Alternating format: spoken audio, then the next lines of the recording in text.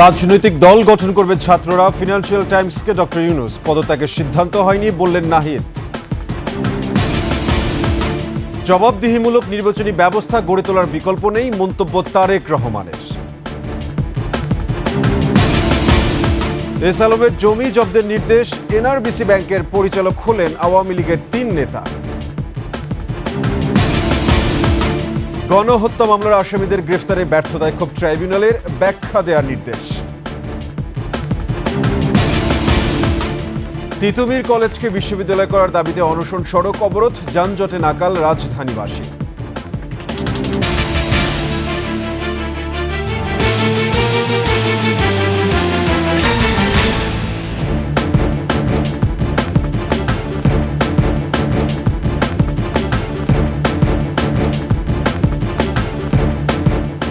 সংবাদ শিরোনাম, আমন্ত্রণ রাতের 21 সংবাদের সাথে আছি আমি সাব্বির আহমেদ। দর্শক, 21 টেলিভিশনের সংবাদ একই সাথে সরাসরি দেখতে পাবেন আমাদের ফেসবুক পেজ www.facebook.com/2124 অনলাইনে।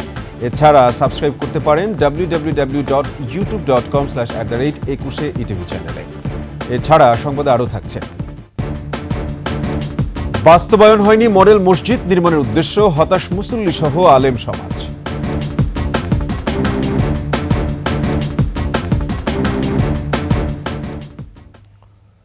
ছাত্ররা দল গঠন করবে এবং এজন্য তারা দেশ জুড়ে মানুষকে সংগঠিত করছে বলে জানিয়েছেন অন্তর্বর্তী সরকারের প্রধান উপদেষ্টা ডক্টর মোহাম্মদ ইউনূস। সম্প্রতি সুইজারল্যান্ডের দাভোসে বিশ্ব অর্থনৈতিক ফোরামের বার্ষিক সম্মেলনে গিয়ে সাইড লাইনে ব্রিটিশ সংবাদ মাধ্যম ফাইন্যান্সিয়াল টাইমসকে দেয়া পডকাস্টে এ কথা বলেন তিনি। এতে নির্বাচন প্রসঙ্গে সম্ভাব্য দুটি সময়ের কথা জানিয়ে ডক্টর ইউনূস বলেন, জাতীয় ঐক্য ধরে রাখতে চান তিনি। একই সঙ্গে শিক্ষার্থীদের সুযোগ দিতে চান বলেও উল্লেখ করেন ডক্টর ইউনূস। রক্ত দিয়ে অর্জন করার স্বাধীনতা রক্ষা ও প্রশাসনের পুনরাবৃত্তি রুখতে এটা জরুরি বলে মন্তব্য করেন প্রধান উপদেষ্টা। রাজনৈতিক দল গঠন বা পদত্যাগের ব্যাপারে সিদ্ধান্ত হয়নি বলে জানিয়েছেন তথ্য উপদেষ্টা নাহিদ ইসলাম। তবে সরকার থেকে কোনো দল না করার বিষয়টি নিশ্চিত করেছেন তিনি। সাংবাদিক কল্যাণ ট্রাস্টের চেক বিতরণ অনুষ্ঠান শেষে সাংবাদিকদের প্রশ্নের জবাবে এসব কথা বলেন নাহিদ ইসলাম। আওয়ামী লীগের রাজনীতি করার সুযোগ থাকা উচিত নয় বলেও মন্তব্য করেন তিনি। জানান, যারা সন্ত্রাসী কার্যক্রমের সঙ্গে জড়িত ছিল না তারা সাধারণ ক্ষমা পেতে পারে। জুলাই ঘোষণাপত্র ইস্যুতে বিএনপি নিজেদের মধ্যে বৈঠক করে কিছুটা সময় চেয়েছে উল্লেখ করে নাহিদ বলেন, শিগগিরই আসছে ঘোষণাপত্র।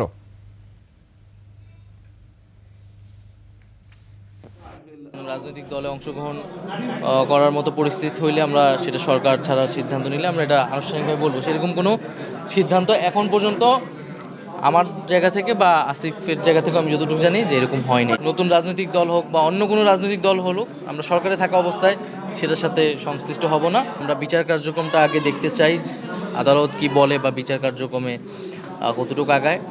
আর রাজনৈতিক দলগুলোর সাথে আলোচনার বিষয় আছে, কারণ এটি একই সাথে এটি কেবল আইনগত সিদ্ধান্ত না, একটা রাজনৈতিক সিদ্ধান্ত। তবে ব্যক্তিগত জায়গা থেকে আমি বা ছাত্রদের পক্ষ থেকে ছাত্ররাও বলেছে যে আমরা মনে করি যে আওয়ামী লীগ 15 বছর যে ফ্যাসিজম করেছে, জুলাই যে ধরনের গণহত্যা সংঘটিত হয়েছে, তারপরে আওয়ামী লীগের রাজনীতি করার আসলে অধিকার নাই। আওয়ামী লীগ নামে, আওয়ামী লীগ ব্যানারে আসলে রাজনীতি করার সুযোগ বাংলাদেশে থাকা উচিত না। দেশে জবাবদিহিমূলক নির্বাচনী ব্যবস্থাকে সামরিকভাবে গড়ে তোলার বিকল্প নেই বলে মন্তব্য করেছেন বিএনপির ভারপ্রাপ্ত চেয়ারম্যান তারেক রহমান। রাষ্ট্র কাঠামো মেরামতের 31 দফা ও জনসম্পৃক্ততার বিষয়ে মাগুরা, কুষ্টিয়া, মেহেরপুর ও চুয়াডাঙ্গা জেলার প্রশিক্ষণ কর্মশালায় বলেন, জনগণের ভোট যাতে জনগণ নির্বিঘ্নে শান্তিপূর্ণভাবে দিতে পারে সে ব্যবস্থা থাকতে হবে। সে সময় শিক্ষা, স্বাস্থ্য ও নারী সংসদীয় আসন বাড়ানোর বিষয়ে নেতা নেত্রীদের বিভিন্ন প্রশ্নের উত্তর দেন তিনি। 31 দফার মাধ্যমে নেতাকর্মীদের মানুষের পাশে দাঁড়ানোরও আহ্বান জানান তারেক রহমান। দেশে সমাজে জবাবদিহিতা, নির্বাচনী ব্যবস্থাকে যদি আমরা তৈরি করতে না পারি, কোনোভাবেই আমরা কোনো সমস্যার সমাধান করতে পারবো না। একই সাথে জনগণের যে চাহিদাগুলো, জনগণের যে আশা, জনগণের যে প্রত্যাশা, জনগণের যে চাওয়া, এইগুলো আমাদেরকে অ্যাড্রেস করতে হবে। যে কোনো মূল্যে এই সমস্যার সমাধানগুলো করতে হবে। ধর্মের ভিত্তিতে নয়, দেশ পরিচালিত হবে যোগ্যতার ভিত্তিতে, এমনই মন্তব্য করেছেন জামায়াতের আমির ডক্টর শফিকুর রহমান। জয়পুরহাটে জামায়াতের কর্মী সম্মেলনে তিনি বলেন, আগামীতে মানবিক বাংলাদেশ গঠন করা হবে। সময় তিনি বলেন, স্বাধীনতার ৫৪ বছরে দুর্নীতি ও দুঃশাসন থেকে দেশ মাথা উঁচু করে দাঁড়াতে পারেনি। তাই যৌক্তিক সংস্কার শেষে গ্রহণযোগ্য নির্বাচন দিয়ে একটি গণতান্ত্রিক সরকার গঠনের আহ্বান জানান তিনি। অগ্রাধিকার ভিত্তিতে প্রত্যেকটি গণহত্যার বিচার করতে হবে বলেও দাবি করেন জামায়াতের আমির।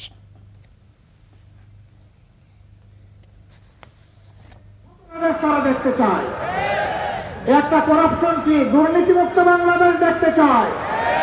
বাংলাদেশে আবার দুঃশাসন ফিরে না আসুক তা তারা দেখতে চায়। প্রত্যেকটি গণহত্যার বিচার হতে হবে। নির্বাচন করতে হলে অবশ্যই গুরুত্বপূর্ণ কিছু সংস্কার সাধন করতে হবে। গণতন্ত্র পুনরুদ্ধারে সংস্কার জরুরি, তবে এজন্য সময় বেশি নিলে এর গুরুত্ব হারিয়ে যাবে আর দায় নিতে হবে সরকারকে, এমনটা বলছেন বিশিষ্টজনরা। দেশে দ্রুত নির্বাচন আয়োজনে সরকার ও রাজনীতিকদের একমত হওয়ারও তাগিদ তাদের। আরও জানাচ্ছেন প্রণব চক্রবর্তী। দেশের সাংবিধানিক প্রতিষ্ঠান কেমন হওয়া উচিত তা নিয়ে আলোচনার আয়োজন করে centre for governance studies CGS.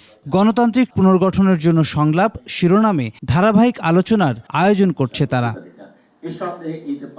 এতে যোগ দেন ছাত্র, রাজনীতিক, সাংবাদিক সহ বিশিষ্টজনরা। আলোচকরা বলেন, সাংবিধানিক প্রতিষ্ঠানগুলোতে আমলাতান্ত্রিক নিয়োগ উন্নয়নের প্রধান অন্তরায়। সাংবিধানিক প্রতিষ্ঠান কিন্তু আমরা নিয়োগ দিচ্ছি সাবেক আমলাদেরকে বা বর্তমান আমলাদেরকে। মন খুলে কথা বলতে কি আসলে আমাদের গলায় আরো বড় বেড়ি পড়ছে কিনা, কারণ এখন দেখা যাচ্ছে যে আগে হয়তোবা শুধুমাত্র সরকার বিরোধী কথা বললে আমাকে ধরা হচ্ছিল, এখন দেখা যাচ্ছে আমার যে কোনো কথাকেই ধরে কোনো একটা পার্টি হয়তোবা মব উস্কে দিচ্ছে। রাষ্ট্র সংস্কারে কমিশনগুলোর প্রস্তাবনা বিবেচনায় সময়ক্ষেপণ গণতন্ত্র রক্ষায় দেশের জন্য হিতে বিপরীত হতে পারে বলছেন তারা। কোনগুলো আসলে আমরা নির্বাচনের আগেই সম্পন্ন করতে পারি, কোনগুলো আমরা নির্বাচনের পরে করতে পারি।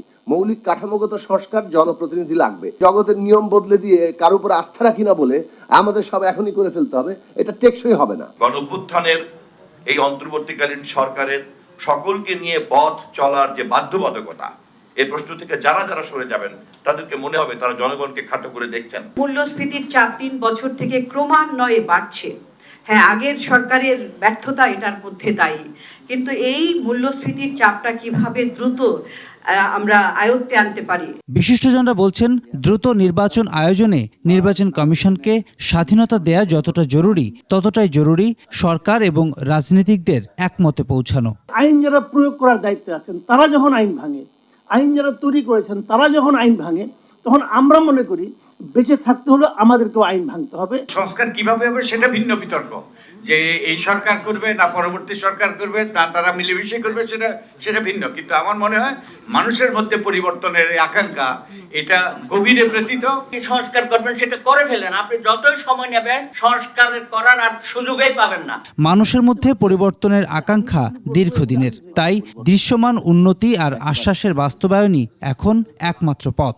সংবিধান সেই দিকে নজর না রেখে তারা ভিতরটাকে অন্যদিকে নিয়ে যাওয়ার চেষ্টা করছেন। আমি এর কোনো অর্থ খুঁজে পাই না। প্রণব চক্রবর্তী, ২১শে টেলিভিশন, ঢাকা। বিতর্কিত ব্যবসায়ী এস আলম পরিবারের ৩৬৮ কোটি টাকার জমি জব্দের নির্দেশ দিয়েছে আদালত। পাশাপাশি ইসলামী ব্যাংকের ৮৫২ কোটি টাকা আত্মসাতের অভিযোগে এস আলম গ্রুপের চেয়ারম্যান সাইফুল আলম মাসুদ এবং তার ছেলে সহ ৫১ জনের বিরুদ্ধে মামলা করেছে দুদক। তানজিলা তাসনিমের রিপোর্ট। বহুল বিতর্কিত ব্যবসায়ী ও ব্যাংক লুটেরা সাইফুল আলম মাসুদ ওরফে এস আলমের সম্পদ জব্দের নির্দেশ দিয়েছেন ঢাকা মহানগর দায়রা জজ আদালত। এদিকে ইসলামী ব্যাংকের চট্টগ্রাম খাতুনগঞ্জ শাখা থেকে ঋণের নামে অর্থ আত্মসাতের ঘটনায় এস আলম গ্রুপের চেয়ারম্যান সহ ৫১ জনের বিরুদ্ধেও মামলা করেছে দুর্নীতি দমন কমিশন দুদক।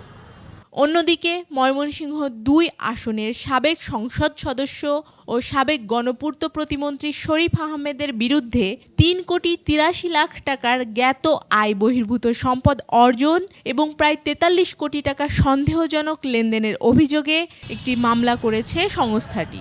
ক্ষমতার অপব্যবহার করার মাধ্যমে অসাধু উপায়ে অর্জিত ৩ কোটি ৮৩ লক্ষ ৫০ হাজার টাকারও বেশি মূল্যের সম্পদ অর্জন এবং ৪২ কোটি ৬৮ লক্ষ টাকারও বেশি অস্বাভাবিক লেনদেন করার মাধ্যমে অবৈধভাবে অর্জিত অর্থ স্থানান্তর, রূপান্তর এবং হস্তান্তর করার অপরাধে একটি মামলা রুজু হয়েছে। শরীফ আহমেদের স্ত্রী সহ পরিবারের 5 সদস্যকে সম্পদ বিবরণ দাখিলের আদেশ জারি করেছে দুদক। তানজিলা তাসনিম, 21 টেলিভিশন, ঢাকা।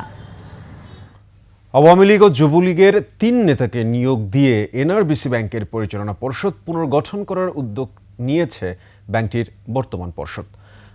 পলাতক বা অনুপস্থিতির কারণে পদ হারানোর ঝুঁকিতে থাকা বর্তমান পরিচালকেরা অনুগতদের দিয়ে ব্যাংক নিয়ন্ত্রণ ধরে রাখতে মরিয়া। অর্থনীতিবিদরা বলছেন, এ ধরনের অপকৌশল গোটা ব্যাংক খাতকে আরও ঝুঁকিতে ফেলতে পারে। বিস্তারিত সঞ্জয় অধিকারী রিপোর্টে।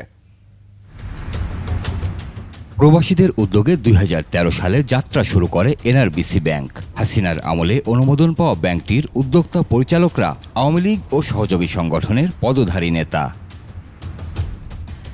লুটপাট ও নানা অনিয়মের কারণে একসময় পর্ষদ থেকে বাদ পড়া 3 সাবেক পরিচালককে নতুন করে যুক্ত করার উদ্যোগ নিয়েছে বর্তমান পর্ষদ। তারা হলেন ব্যাংকটির সাবেক চেয়ারম্যান ও যুক্তরাষ্ট্র আওয়ামী লীগের সাবেক সভাপতি ফরাসত আলী, সাবেক ভাইস চেয়ারম্যান ও সিলেট জেলা আওয়ামী লীগের সিনিয়র সহসভাপতি তৌফিক রহমান চৌধুরী এবং যুক্তরাষ্ট্র যুবলীগ নেতা সরোয়ার জামান চৌধুরী।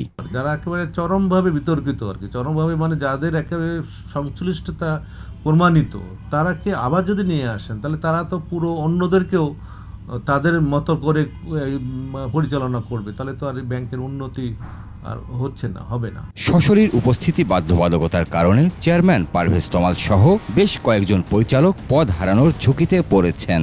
এ অবস্থায় ব্যাংকটিতে নিয়ন্ত্রণ ধরে রাখতেই ব্যাংকটির বর্তমান চেয়ারম্যান ও বঙ্গবন্ধু পরিষদ রাশিয়া শাখার সাবেক সাধারণ সম্পাদক SM পারভেজ তমাল এমন উদ্যোগ নিয়েছেন।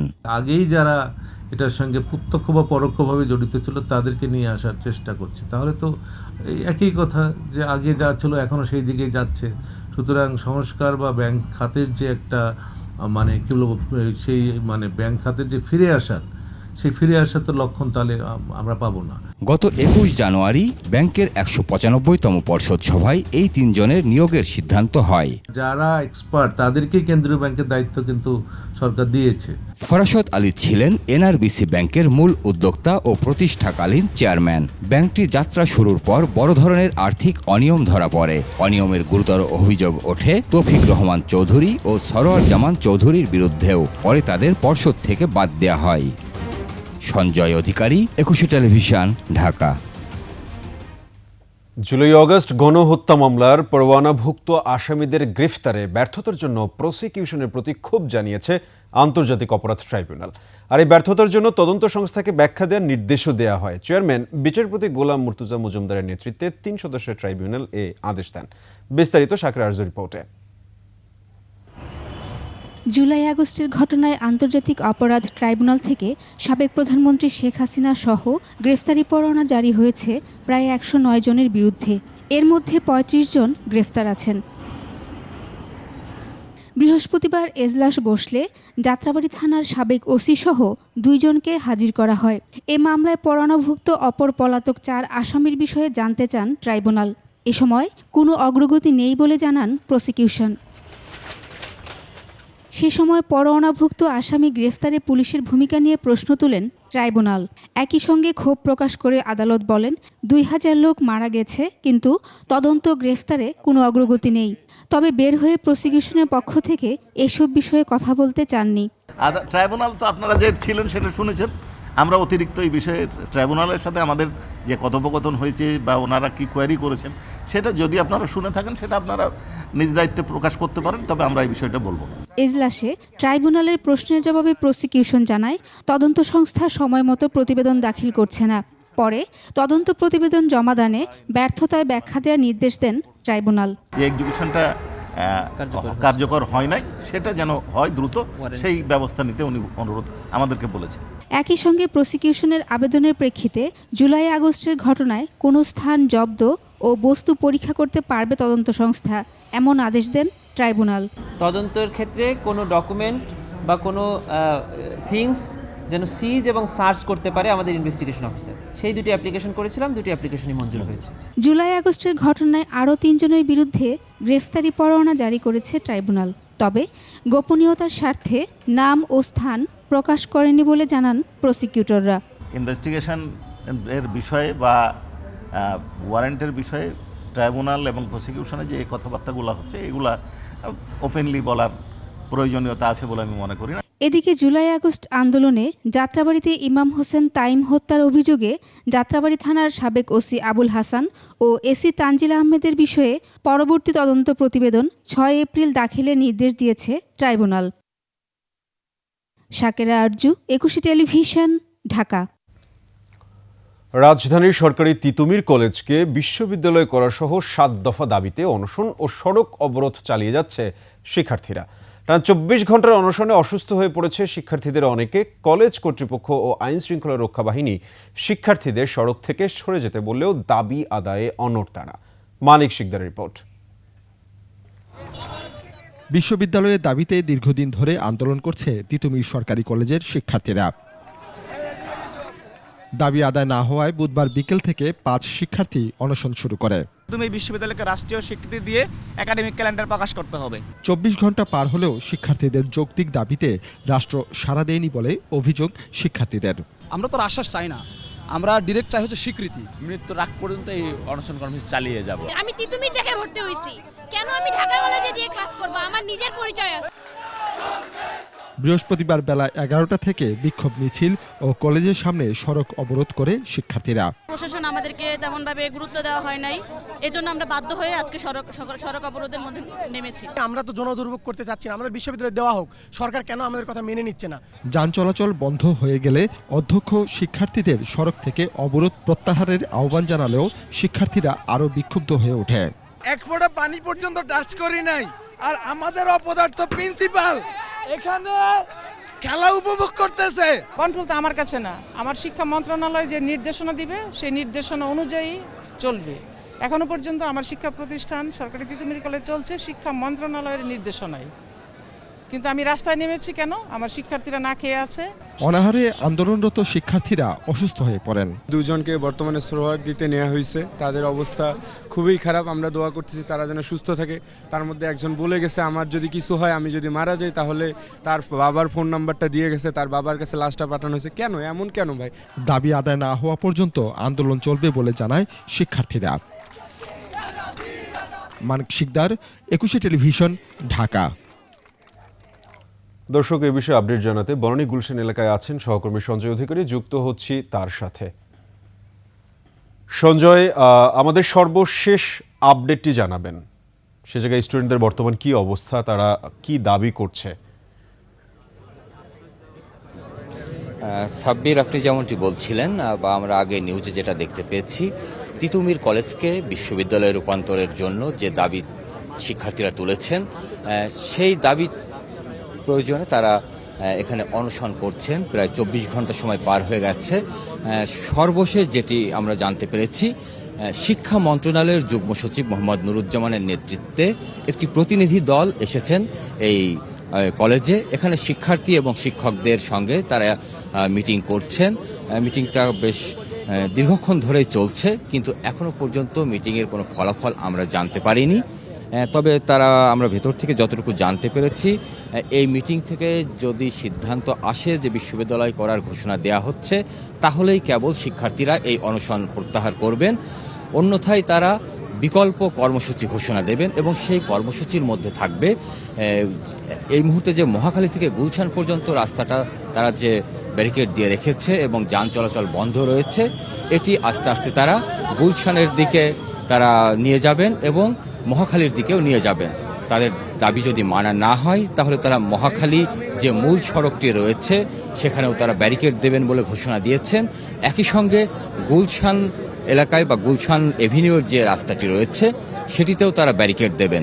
তবে তারা অপেক্ষা করছেন যে এই মুহূর্তে, যে শেষ মুহূর্তে তারা আশা করছেন যে একটি ইতিবাচক সংবাদ তারা পাবেন এবং আজকে রাতের মধ্যেই এই তিতুমির কলেজকে বিশ্ববিদ্যালয়ে ঘোষণা দেওয়ার দাবি যে তারা জানিয়েছেন, সেটা আজকে রাতের মধ্যেই তারা এটির বাস্তবায়ন দেখতে চান, বিশেষ করে ঘোষণা দেখতে চান।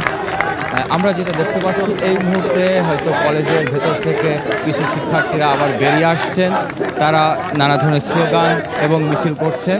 এবং হ্যাঁ, আমরা যেটা দেখতে পাচ্ছি যে এই মুহূর্তে তারা বেরিয়ে এসেছেন, যে ভেতরে যে এটা হচ্ছিল, আমরা সেই মিটিংটা শেষ হয়েছে, তাই প্রতিনিধি দল চলে এসেছেন।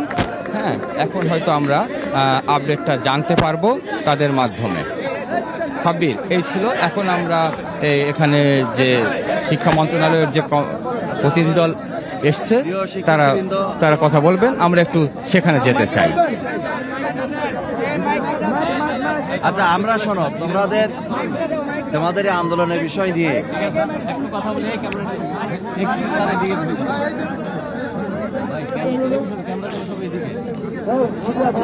শিক্ষার্থীরা সামনে আমরা একটু এই পাশে দাঁড়াই, ওনাদেরকে মাঝখানে দিয়ে দিই, এই সাইডে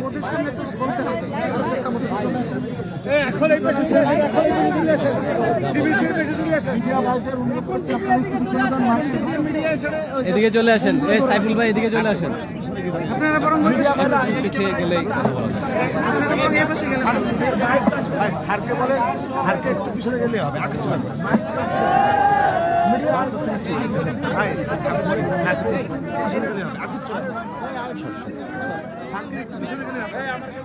সঞ্জয়, আপনাকে ধন্যবাদ। আমরা আপনার সাথে শীঘ্রই যুক্ত হব, আপনি এই জায়গায় উপস্থিত থাকেন, আপনার সাথে আমরা যুক্ত হচ্ছি।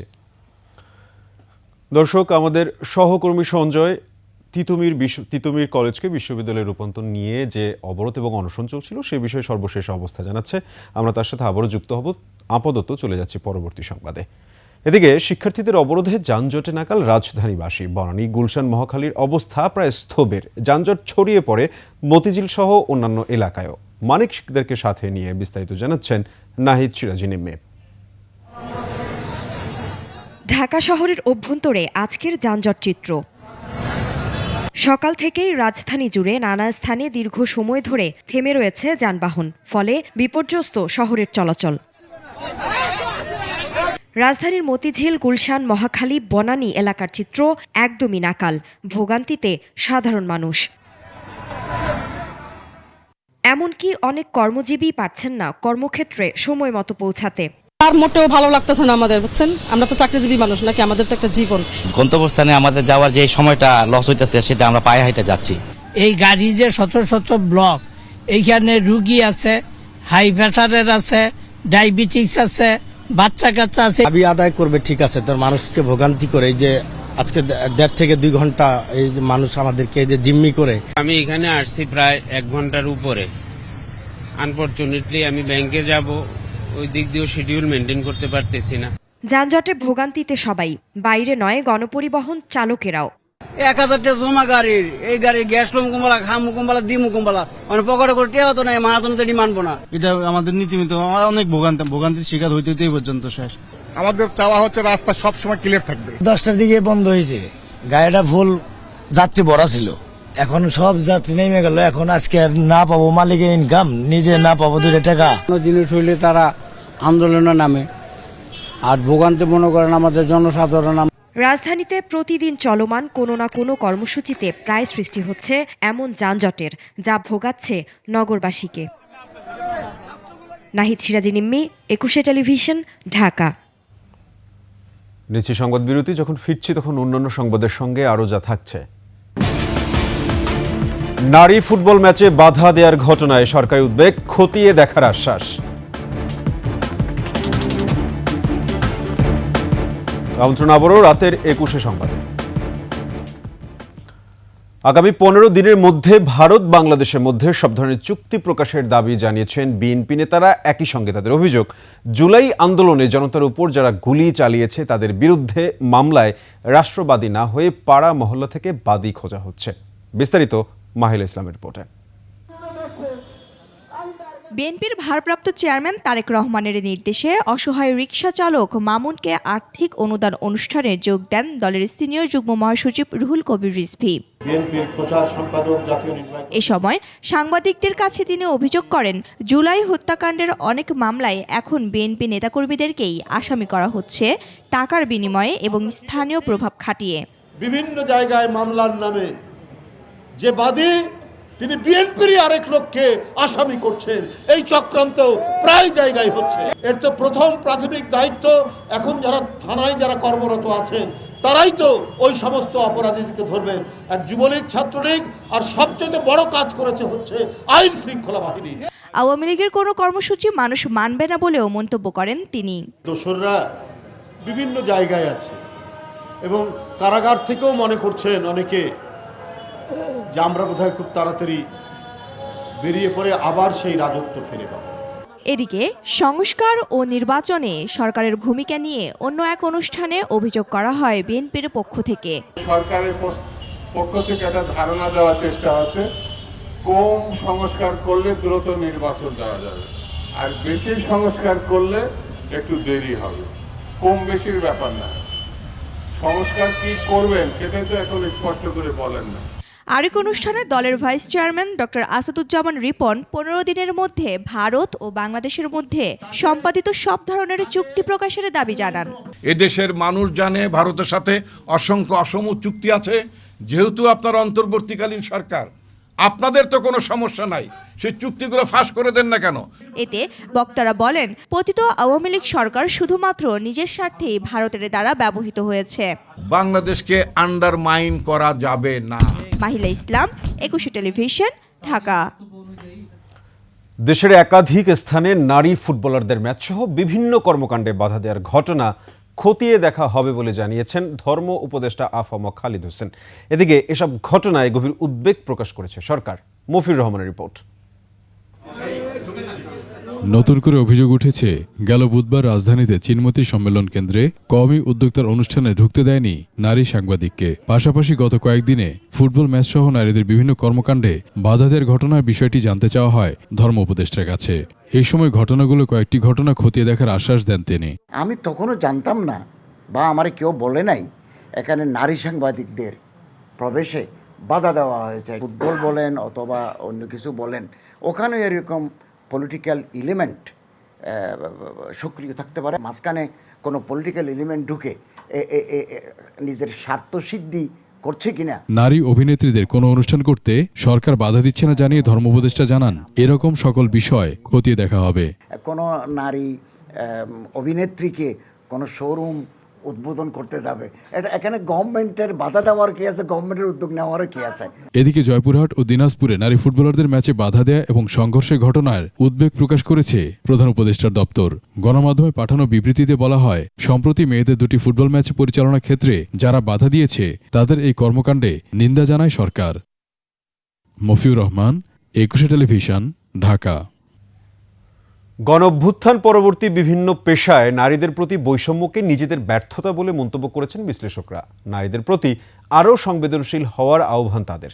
সামাজিক ও রাজনৈতিকভাবে এগিয়ে না আসলে এই সমস্যা ব্যাপক আকার ধারণ করবে বলেও আশঙ্কা বিশ্লেষকদের। বিস্তারিত সিরাত আল মুস্তাকিমের রিপোর্টে। ক্রীড়াঙ্গন সহ সর্বক্ষেত্রে নারীদের উপর আক্রমণ ও অদৃশ্য চাপ প্রয়োগ করছে কুচক্রী মহল। জুলাই গণ অভ্যুত্থানে রাজপথে নারী পুরুষের সমান ভূমিকা থাকলেও বর্তমানে নানা বৈষম্যের শিকার হচ্ছে নারীরা। গত মঙ্গলবার জয়পুরহাটে নারীদের ফুটবল ম্যাচে হামলার ঘটনা ঘটেছে। এদিকে সংবাদ সংগ্রহের কাজে বিভিন্নভাবে হেনস্থার শিকার হচ্ছেন নারী সাংবাদিকরা। আমাদের সমাজ ব্যবস্থা, রাজনৈতিক ব্যবস্থা এবং সরকার সবাইকে আগায় আসতে হবে। গণ অভ্যুত্থান পরবর্তী সরকারের আমলে নারীদের প্রতি বৈষম্যকে নিজেদের ব্যর্থতা বলে মন্তব্য করেছেন মানবাধিকার কর্মী অ্যাডভোকেট রোকসানা খন্দকার। তিনি বলেন, এই ধরনের ঘটনা যদি ঘটতেই থাকে তাহলে নারীরা ঘরে বসে থাকবে না। নারীকে সবসময় মনে করেছে তারা ঘরে থাকবে, তারা তাদের জন্য রান্না করবে, এইভাবেই তারা অভ্যস্ত। এটার যদি কোনো বিচার না হয় তাহলে কিন্তু এই দেশের নারীরা কিন্তু ঘরে বসে থাকবে না। আমাদের একটা ব্যর্থতা যে আমরা তাদেরকে সেই ঠিক মতো সম্মানটা আমরা দিতে পারি নাই।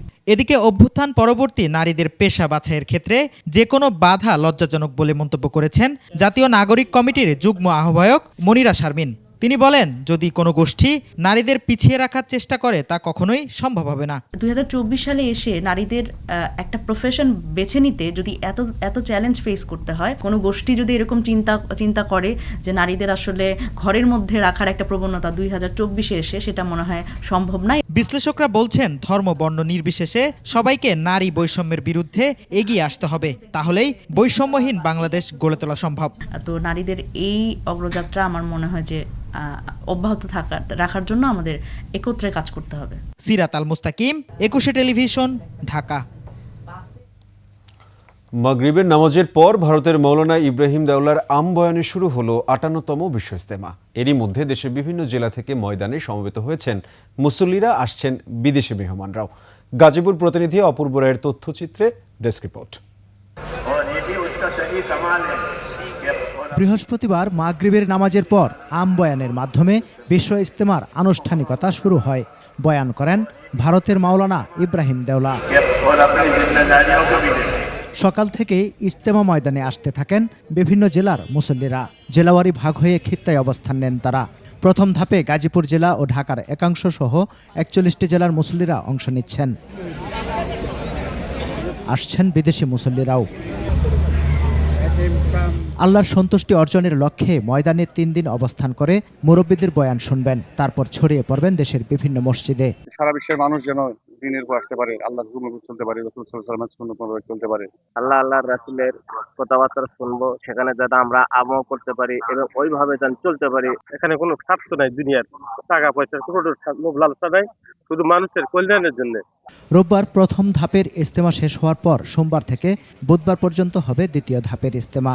প্রথম ধাপে আমাদের 41টি জেলা এবং ঢাকার একাংশ অংশগ্রহণ করবেন এবং দ্বিতীয় ধাপে আরো 22টি জেলা এবং ঢাকার বাকি একাংশ অংশগ্রহণ করবে ইনশাআল্লাহ। অন্যান্য বছরের চেয়ে এবার ইজতেমার নিরাপত্তায় বেশি জোর দেওয়া হয়েছে বলে জানায় পুলিশ। আমরা সিসি ক্যামেরা সারাক্ষণই আমরা মনিটর করছি, আমরা ড্রোনের মাধ্যমে মনিটর করছি। ইনশাআল্লাহ আমরা সর্বদিক দিয়ে প্রতিটি ইঞ্চি কে কোথায় অবস্থান করছে আমরা পর্যবেক্ষণ করছি এবং নিরাপত্তা জোরদার করেছি। 14 ফেব্রুয়ারি থেকে সাদ অনুসারীদের ইজতেমা হওয়ার কথা রয়েছে। Samar Islam, desk report, 21 television. Fascist Awami League সরকারের আমলে নির্মিত মডেল মসজিদগুলো নির্মাণের উদ্দেশ্য বাস্তবায়িত হয়নি। এখন শুধু নামাজের মধ্যেই সীমাবদ্ধ আছে, এ নিয়ে হতাশ মুসল্লি সহ আলেম সমাজ। ইসলামিক ফাউন্ডেশনের কর্মকর্তারা বলছেন নানা সংকটে অন্যান্য কার্যক্রম চালু করা যায়নি। ময়মনসিংহ বিভাগীয় প্রতিনিধি আতাউর রহমান জুয়েলের তথ্যচিত্রে ডেস্ক রিপোর্ট। ইসলামিক কালচারাল সেন্টারে নানা সুযোগ সুবিধা থাকবে এমন ঢাকঢোল পিটিয়ে সারা দেশে মডেল মসজিদ নির্মাণ শুরু করে আওয়ামী লীগ সরকার। মসজিদগুলোতে নারী ও পুরুষের পৃথক নামাজ আদায় ছাড়াও পাঠাগার, অটিজম কর্নার, ইমাম ট্রেনিং সেন্টার, ইসলামী গবেষণা ও দাওয়াত কার্যক্রম, হেফজখানা, শিশু ও গণশিক্ষা কার্যক্রম, হজ যাত্রীদের প্রশিক্ষণ ও নিবন্ধন সহ ইসলাম প্রচারের পাশাপাশি সামাজিক কর্মকাণ্ডের কেন্দ্রে পরিণত হওয়ার কথা ছিল। অথচ দ্বাদশ সংসদ নির্বাচনের আগে সবার নজর কাড়তেই তড়িঘড়ি করে ময়মনসিংহে উদ্বোধন করা হয় 14টি মডেল মসজিদ। সেগুলো এখন শুধু নামাজের মধ্যেই সীমাবদ্ধ আছে। বয়স্কদের জন্য শিক্ষা, তারপরে বাচ্চাদের জন্য মক্তব থাকবে, তারপর রিসার্চ সেন্টার থাকবে। এগুলো আপাতত দৃষ্টিতে এখনো পরিলক্ষিত হইতেছে না। এখানে না আছে কোনো রিসার্চ সেন্টার, না আছে কোনো বই, যার শুধু 5 ওয়াক্ত নামাজ এখানে আদায় হচ্ছে। সবগুলি বাস্তবায়ন হোক, এটাই আমরা চাই। আলেম সমাজ বলছেন জাতির প্রত্যাশা পূরণ হয়নি। মডেল মসজিদ নির্মাণের মূল উদ্দেশ্য বাস্তবায়নের দাবি তাদের। এই লম্বা সময়ে আমরা এটা সম্পূর্ণ অনুপস্থিত দেখেছি, এটা খুবই হতাশাজনক। আরও যেন দ্রুত এই কার্যক্রমগুলো আগায় নেওয়া যায়, আমরা সে ব্যাপারে আহ্বান জানাবো। ইসলামিক ফাউন্ডেশন বলছে জনবল নিয়োগ না হওয়া সহ নানা জটিলতায় আটকে আছে এসব কার্যক্রম। জনবলগুলি এখনো নিয়োগ দেওয়া সম্ভব হয়নি বিদায় আমাদের অন্য কাজগুলি বা অন্যান্য শাখাগুলি আমরা যথাযথভাবে এখনো চালু করতে পারি না। Khurshid Alam, desk report, 21 television. Awami লীগের লুটপাটের পরেও দেশের অর্থনীতি টিকে আছে প্রবাসীদের পাঠানো রেমিটেন্সের জন্য। বৃহস্পতিবার আমার বাংলাদেশ পার্টির কেন্দ্রীয় কার্যালয়ে প্রবাসী কর্মীদের অধিকার ও মর্যাদার দাবিতে সংবাদ সম্মেলনে এ কথা বলেন দলটির সাধারণ সম্পাদক ব্যারিস্টার আসাদুজ্জামান ফুয়াদ। এ সময় তিনি বলেন, প্রবাসীদের সেবা নিশ্চিতে প্রবাসী কল্যাণ মন্ত্রণালয়কে অনস্পট সেবা চালু করতে হবে। প্রবাসীরা যাতে বিমানবন্দরে লাঞ্ছিত না হন, পাশাপাশি এজেন্সির দৌরাত্ম্য কমাতে সরকারকে কঠোর পদক্ষেপ নেওয়ার আহ্বান জানান তিনি। যেই দূতাবাসের কর্মকর্তা কর্মচারীরা চাকর বাকরের মতো আমার রেমিটেন্স যোদ্ধাদেরকে ট্রিট করে, প্রবাসী ভাই বোনদেরকে ট্রিট করে, তাদেরকে ইমিডিয়েটলি ডিসমিস করে দেন। তাদেরকে প্রয়োজনে শাস্তির আওতায় আনতে হবে। কারণ তার টাকায় আমার শ্রমিকরা চলে না, শ্রমিকের টাকায় সে চলে, তার বেতন দেওয়া হয়। দেশের বিভিন্ন অঞ্চলে পিঠা প্রদর্শনী ও বিক্রয়ের মহোৎসব আয়োজন করেছে জাতীয় পিঠা উৎসব উদযাপন পরিষদ। বিকেলে বাংলাদেশ শিল্পকলা একাডেমি প্রাঙ্গণে এই আয়োজনের উদ্বোধন করেন বিশ্ববিদ্যালয় মঞ্জুরি কমিশনের চেয়ারম্যান অধ্যাপক ডক্টর এস.এম.এ. ফয়েজ। প্রধান অতিথি হিসেবে উপস্থিত ছিলেন সংস্কৃতি বিষয়ক মন্ত্রণালয়ের উপদেষ্টা মোস্তফা সরোয়ার ফারুকী। এই আয়োজন চলবে 30 জানুয়ারি থেকে 8 ফেব্রুয়ারি পর্যন্ত। প্রতি বছরই পিঠা উৎসবে আসি, প্রতিদিনই আসি। আমি ইউনিভার্সিটি থেকে একদম ডিরেক্ট চলে আসছি এখানে। হাঁসের মাংস আছে স্পেশাল, কালা রুটি আছে, ছিটা পিঠা আছে এবং চাউলের পিঠা আছে। বিক্রমপুরের বিখ্যাত বিবি খানা আছে এখানে। জমদ্বীপের খোলাজা পিঠা আছে, তাছাড়া আমাদের ডালের পাক্কনটা আছে। সবগুলো আমরা একদম ভালো মানের বানানোর চেষ্টা করছি, আর ক্রেতা সারা তো অবশ্যই ভালো পাচ্ছি। এবার আবিবা ফিন্যান্স লিমিটেড বাণিজ্য সংবাদ।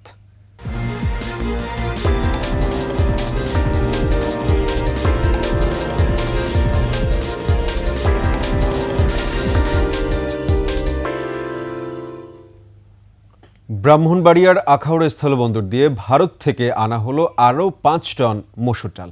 আমদানিকারকরা জানান প্রতি কেজি 108 টাকা দরে এই ডাল আমদানি করা হয়েছে। এর আগে মঙ্গলবার 5 টন মসুর ডাল আমদানি করা হয়। রমজানকে সামনে রেখে আরও ডাল সহ নিত্য প্রয়োজনীয় পণ্য আমদানির পরিকল্পনা রয়েছে বলেও জানান তারা।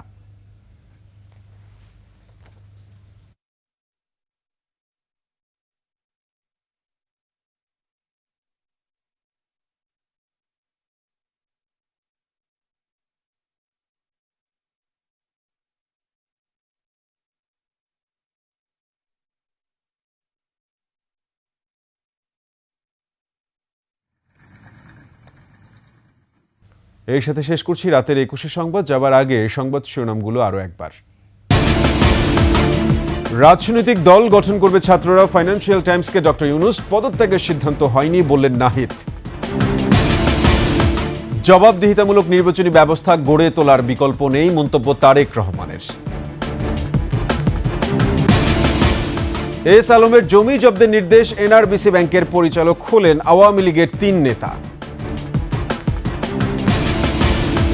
গণহত্যা মামলার আসামিদের গ্রেফতারে ব্যর্থতায় ক্ষোভ ট্রাইব্যুনালের, ব্যাখ্যা দেয়া নির্দেশ।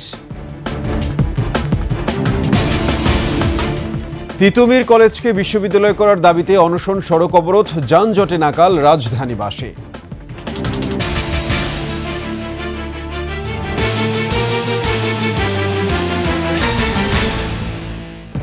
দর্শক, সর্বশেষ সংবাদ জানতে ডায়াল করুন 202 নম্বরে, আর ভিজিট করুন 21-tv.com এই ওয়েবসাইটে। ফেসবুকে ভিজিট করতে পারেন www.facebook.com/2124 অনলাইনে। এছাড়া সাবস্ক্রাইব করতে পারেন www.youtube.com/@21etv চ্যানেলে। এতক্ষণ সঙ্গে থাকার জন্য সবাইকে ধন্যবাদ। পরবর্তী সংবাদ রাত 1টায় দেখার আমন্ত্রণ রইল। 21-এর সাথেই থাকুন।